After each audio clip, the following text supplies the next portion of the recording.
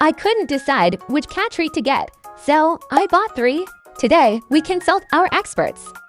Judge number 1, Coco. A refined palate, discerning, selective, will simply refuse anything beneath her standards.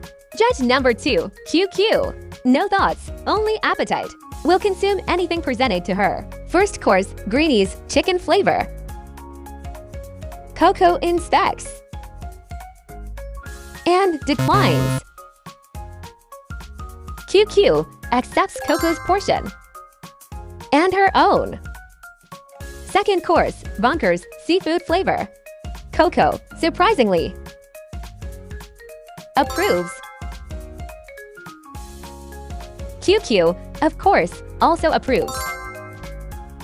Final course, Friskies Party Mix, catnip flavor.